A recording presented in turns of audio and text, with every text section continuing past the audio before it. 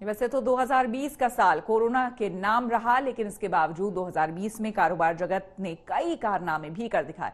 तेजी और कमाई के नए रिकॉर्ड इस साल बने तो नुकसान पहुंचाने में भी 2020 ने कोई कसर नहीं छोड़ी। सबसे दिलचस्प बात इस साल के साथ ये रही कि इसने सिनेमा की कमी नहीं खलने दी और घर बैठे ही मूवी से बेहतर कार्यक्रम परोस दिए गए।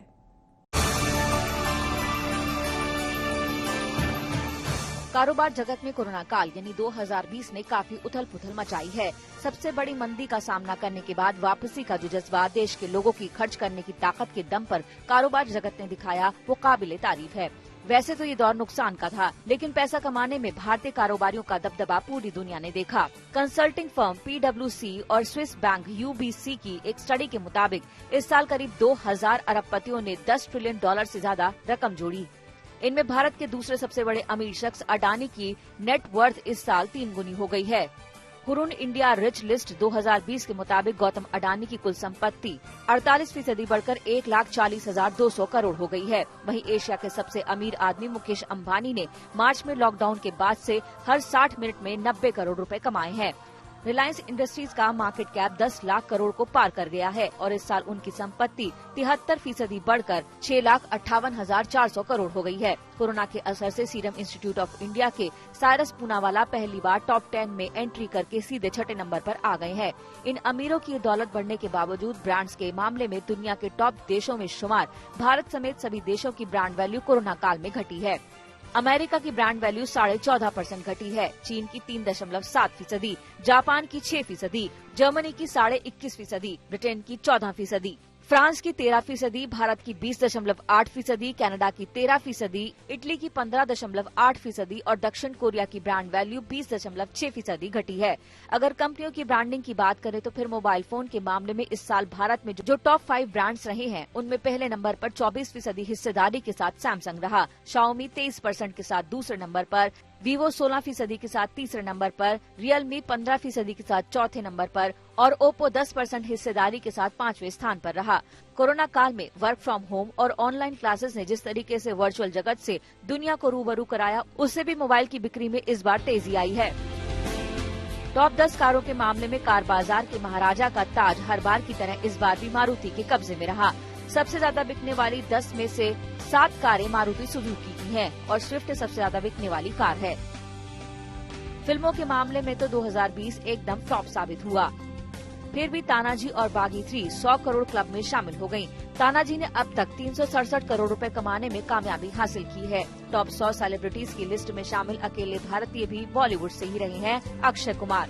अक्षय कुमार इस बार 52वें स्थान पर मौजूद हैं। सिनेमा हॉल में लगे तालों के बीच अमेजन और नेटफ्लिक्स जैसे OTT प्लेटफॉर्म से इस साल अपनी धाक जमाई। इन पर इस साल जो सीरीज आई उनमें रेटिंग के हिसाब से हर्षद मेहता पर बनी स्कैम 1992 नंबर 1 पर रही। इस बार का बजट लोगों को हैरान कर सकता है। वित्त मंत्री ने उद्योग संगठनों के साथ मुलाकात में साफ साफ कहा है कि अप्रत्याशित बजट के लिए वो तैयार रहें। अनुमान लगाया जा रहा है कि कोरोना जैसी महामारियों से निपटने का फॉर्मूला इस बजट से लागू किया जाएगा।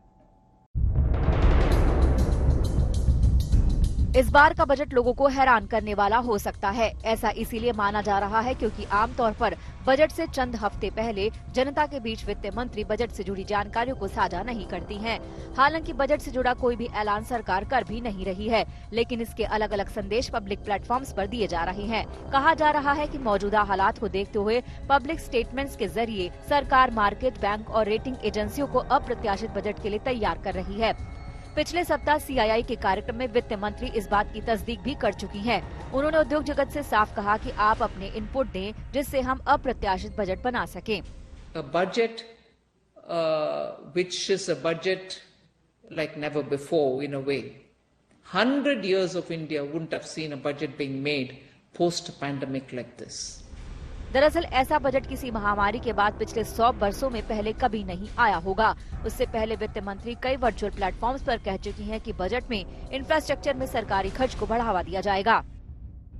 On public expenditure for infrastructure through the public sector undertakings will be definitely kept up, and the NIIF, the National Infrastructure Investment Fund, is also doing maximum best to attract funds from abroad. The sovereign funds which have been given tax concessions have all been showing keen interest. And the National Infrastructure Pipeline announcement, which was made of about nearly 6,500 projects, greenfield and brownfield, spread all over the country in the various states, are all being given priority. अब देखते हैं कि हैरान करने वाले ऐलानों में क्या क्या शामिल हो सकता है।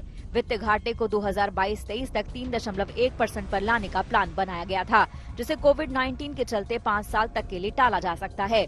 15वें वित्त आयोग ने 2026 तक हर साल के लिए अलग फिस्कल डिफिस तैयार करने की सिफारिश की है। इस साल के लिए ये करीब 7.5 से 8% तय करने का सुझाव है, जो आने वाले सालों के लिए रोड मैप का आधार बन सकता है। अगले बजट में सरकार का पूंजीगत खर्च सबसे ज्यादा हो सकता है और 6 से 7 लाख करोड़ रुपए का लेवल आसानी से पार कर सकता है। 2020-21 में उसने 4.13 लाख करोड़ रुपए का कैपिटल एक्सपेंडिचर तय किया था, जिसको अक्टूबर और नवंबर में कई आत्मनिर्भर पैकेज के जरिए 35,200 करोड़ रुपए तक बढ़ा दिया गया।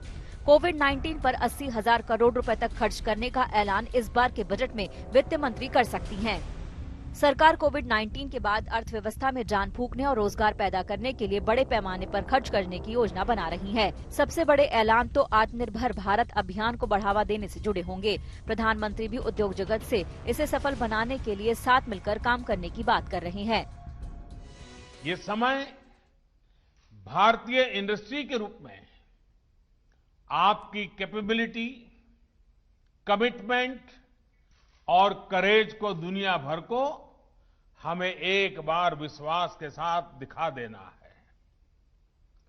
और हमारा चैलेंज सिर्फ आत्मनिर्भरता ही नहीं है, बल्कि हम इस लक्ष्य को कितनी जल्दी हासिल करते हैं, ये भी उतना ही महत्वपूर्ण है। साथियों, भारत की सफलता को लेकर आज दुनिया में जितनी पॉजिटिविटी है, शायद उतनी पहले कभी नहीं रही। इसके अलावा भी उम्मीद है कि इस बार के बजट में कई ऐसे ऐलान हो सकते हैं जो इस बजट को पारंपरिक बजट की श्रेणी से हटाकर कोरोना से निपटने की रणनीति का ऐलान बना सकते हैं।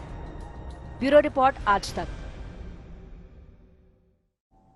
इसी के साथ बिजनेस आज तक में मेरे साथ फिलहाल इतना ही। देश दुनिया की तमाम खबरों के लिए देखते रहिए आज तक।